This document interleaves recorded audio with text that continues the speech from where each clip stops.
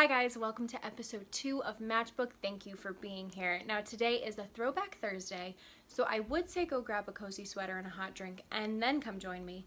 But instead, why don't you go grab whatever was in fashion when you were in high school, grab a drink, it can be hot, it can be a cocktail, and come join me to talk about 2 books that I absolutely loved in high school English class. I gotta go change.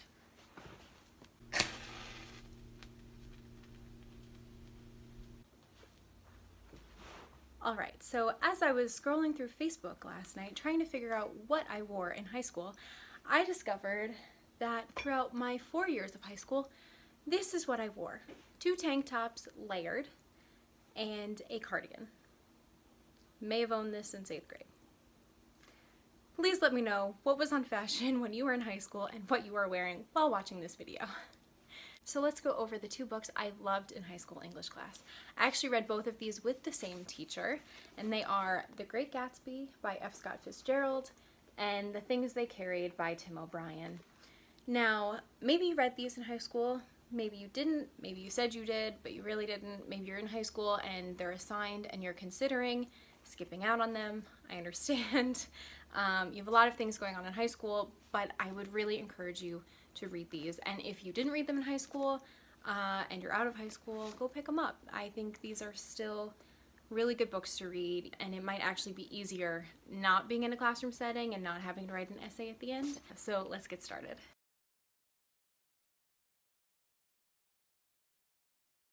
So the first book we're going over is The Great Gatsby, and I know many of you will have heard of this. I'm sure many of you did read this. Many of you probably saw the movie. This actually felt a lot longer when I was reading it in high school English class than it did when I reread it for this video. But of course, in class, you're breaking it down, you're having discussions, you're writing essays, stuff like that. So this is narrated by a character named Nick, and he lives next door to Jay Gatsby. And Jay Gatsby throws all of these extravagant parties every weekend. He was a soldier, he went to Oxford. There's all these details and rumors that are going around about him. And you don't really know what's the truth because people are just talking constantly. So Nick's cousin, Daisy, lives across the water from Gatsby, and Gatsby is madly in love with her. They had a love affair 5 years previous to where the story starts, and he really wants to get back to that relationship that they had, even though Daisy is married and has moved on with her life. And Gatsby just can't accept that, and he wants to create his own reality by clinging to the past, not recognizing that as time goes on and people are separated, people change, and they're not the same person that you knew 5 years ago. They're gonna have different personalities, they're gonna have been through new life experiences, they're gonna have new relationships, and you can't just jump back 5 years and start all over again. Gatsby essentially wants Daisy to just throw her life away from the past 5 years and be with him again. And he can't accept that things are different and they will never be as they once were. Now, the reason I'm encouraging you to read this book and not just watch the movie is the language. It has amazing themes about human nature, of course, but the plot is very simple if you just sort of lay it out step by step. What makes this book great is the wording and the language and the sentence flow. The movie reached a large audience and many people enjoyed it, and I'm not putting down the movie at all. The only thing I want to say is that there are certain things from this book that can't translate onto screen because film is a very visual media and literature is it's sensory in a different way. The sentence structure, how things are worded, is something that you can't necessarily bring onto screen. My English teacher who taught me this book told me, and I'm inclined to agree with her, that there was no way to make Gatsby into a great film. That it had to be a book because of the language. And again, I'm not putting down the movie. So many people love the movie, and that movie has opened the doors for people enjoying this story, and I'm not putting that down at all. It has great talent, it has great production, everything about it. There is no contesting that there was a lot of work put into it. It's just that there's certain things that get lost in the translation to screen that you don't get from the book. So let's go over an example of this. When we first meet Gatsby, it's at the end of chapter 1, and it reads, "I saw that I was not alone. 50 feet away, a figure had emerged from the shadow of my neighbor's mansion and was standing with his hands in his pockets, regarding the silver pepper of the stars. Something in his leisurely movements and the secure position of his feet upon the lawn suggested that it was Mr. Gatsby himself, come out to determine what share was his of our local heavens. I didn't call to him, for he gave a sudden intimation that he was content to be alone. He stretched out his arms toward the dark water in a curious way, and, far as I was from him, I could have sworn he was trembling. Involuntarily I glanced seaward, and distinguished nothing except a single green light, minute and far away, that might have been at the end of a dock. When I looked once more for Gatsby, he had vanished, and I was alone again in the unquiet darkness." This is the main example, I think, of something that doesn't translate onto screen. The weight of that green light, the image of a man standing at the end of a dock, reaching out toward a green light, when you read it, is heavily weighted. It doesn't seem silly. But every time, and I'm not just talking about the new one, the original movie as well, every time I see someone do this movement, it looks silly, and I then can't take it seriously. It doesn't carry the same way as it does when I read it. I'll give you another example. Now, if you're reading this in high school, you are absolutely going to have to annotate this section. So let's go over it now, shall we? One autumn night, 5 years before, they had been walking down the street when the leaves were falling, and they came to a place where there were no trees and the sidewalk was white with moonlight. They stopped here and turned toward each other. Now it was a cool night with that mysterious excitement in it which comes at the 2 changes of the year. The quiet lights in the houses were humming out into the darkness, and there was a stir and bustle among the stars. Out of the corner of his eye, Gatsby saw that the blocks of the sidewalk really formed a ladder and mounted to a secret place above the trees. He could climb to it, if he climbed alone, and once there he could suck on the pap of life, gulp down the incomparable milk of wonder. His heart beat faster and faster as Daisy's white face came up to his own. He knew that when he kissed this girl, and forever wed his unutterable visions to her perishable breath, his mind would never romp again like the mind of God. So he waited, listening for a moment longer to the tuning fork that had been struck upon a star. Then he kissed her. At his lips' touch, she blossomed for him like a flower, and the incarnation was complete. Someone please tell me how you turn that into a visual medium that has the same weight and metaphorical meaning that it does in the book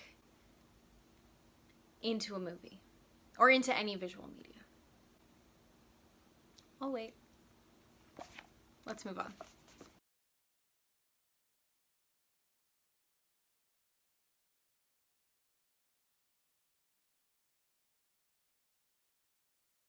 So the next book, The Things They Carried by Tim O'Brien, is about Tim O'Brien's time as a soldier in the Vietnam War. If you are a fan of Band of Brothers, I think you'll really like this book because they're set up in a very similar manner. You know how every episode in Band of Brothers focuses on either a different character or a different event? This is very much set up in the same way. Now, one of the main themes in this book, and why I think it's taught in English classes, is that it talks about truth and the expression of stories, and how sometimes you have to make things up in a story in order to make the person feel how you felt in the moment. And he has a whole chapter on this, and I just want to share a couple of things from it. This is from the chapter, How to Tell a True War Story. A true war story is never moral. It does not instruct, nor encourage virtue, nor suggest models of proper human behavior, nor restrain men from doing the things men have always done. If a story seems moral, do not believe it. If at the end of a war story you feel uplifted, or if you feel some small bit of rectitude has been salvaged from the larger waste, then you have been made the victim of a very old and terrible lie. There is no rectitude whatsoever. There is no virtue. As a first rule of thumb, therefore, you can tell a true war story by its absolute and uncompromising allegiance to obscenity and evil. It comes down to gut instinct. A true war story, if truly told, makes the stomach believe. War is hell, but that's not the half of it, because war is also mystery and terror and adventure and courage and discovery and holiness and pity and despair and longing and love. War is nasty. War is fun. War is thrilling. War is drudgery. War makes you a man. War makes you dead. Because she wasn't listening. It wasn't a war story. It was a love story. But you can't say that. All you can do is tell it one more time, patiently, adding and subtracting, making up a few things to get at the real truth. O'Brien really exemplifies all of these points throughout the book. He'll call back events, characters that happen earlier in the book, bring them back later to exemplify that these things don't just go away. You can't just let go of them. They constantly come back and affect you over and over and over again, and also try to affect the reader of how prevalent these experiences are, that they come up and they stay with you and they do not go away. As someone who isn't a soldier, it's going to be very hard for me to fully understand a soldier's point of view. And so he tells these stories again and again and includes these details to make you feel what he felt, to make your stomach believe what he felt. As a writer, I think this is such an important message, because why do people listen to stories? Why do people tell stories? Why do people read stories? It's to connect with others. And how do you connect with others? By making them feel. That's why this book is such a great example of the themes of human nature. A little more so than Gatsby, although you could argue that the idea that the past sticks with you is a big overlap between the two. But this focuses on life and death. What it means to love somebody, what it means to connect with somebody, what it means to lose that connection, what it means to lose somebody, what it means to really live, what it means to carry a war with you. I think both of these books are really important to read, to learn about human nature and connect with characters whose lives are very different from our own, and to realize the role that the past plays in our lives and how it affects our present day. Now, I can't talk about both of these books without talking about the teacher who taught them to me. I was lucky enough to have her twice in high school, and one of my fondest memories is when we started The Great Gatsby. She read the full first chapter out loud to us, and once she finished it, she went, her heart was so into teaching this book. She looked forward to teaching it every year. This one too. It's really important for us to recognize the role that teachers have in students' lives. And if you are a teacher that's watching this, make sure you check in with yourself and make sure you're bringing that passion into your classroom every single day, because I promise you that it's going to make a huge difference on your students. If the students know that you're excited about teaching something, even if it's something they have no interest in or are really bad at, they're going to come away with a respect for what you're teaching. You know, maybe you've been teaching the same thing for 20 years and it can get a little monotonous and you're grading papers and it's hard to bring back that passion that you first had when you got the job. But I'm assuming you're in this job and teaching this subject because you are passionate about it. So check in, remember why you're teaching, why you're doing this, why you like it, and bring that into the classroom. And if you're a student and you're in a classroom where it seems like the teacher doesn't care, maybe ask questions, reach out, ask them why they teach the subject they teach. And hopefully that'll spark the original passion that they had, and you can bring it back into the classroom to make it more exciting and more fulfilling for everybody involved. Because teachers have such an impact on students' lives during their education, I recognize how lucky I was to go to the school that I went to, but not all schools are created equal. There have been a lot of teacher strikes in the last few years, and so I am supporting an organization called Donors Choose for this video. It's like a big GoFundMe for teachers, where they will have specific goals to get certain supplies for their classrooms. You can search through the different topics, or you can also search by zip code. So if you want to support specifically where you live, you can absolutely do that, and you can donate to specific teachers' classrooms. I hope you guys will choose to donate and support teachers and their classrooms, as well as read these 2 books that I absolutely loved in high school English class. Remember to use the hashtags Matchbook and Reading List Ignited. You can find me on Instagram at matchbook_lit, or on my personal Instagram and Twitter at Veritaserum. Please tweet at me, email me, Instagram me. I want to see you guys reading these books. Let's have a discussion. And if you are not and you would like to be, please head over to my website and you can sign up to be part of the newsletter where you will get access to these episodes 24 hours before everybody else does.